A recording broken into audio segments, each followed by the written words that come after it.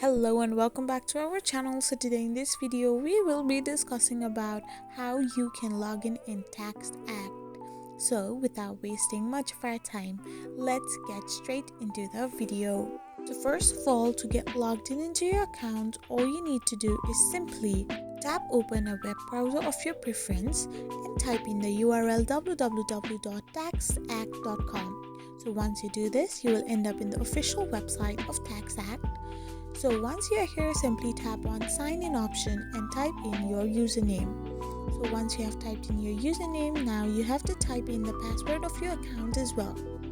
So after you do so, you need to do is tap on agree and sign in. Once you are done, you will get logged in into your Tax Act account. If you found this video helpful, so don't forget to hit that subscribe button and do give us a thumbs up. We will be back again with these informative videos.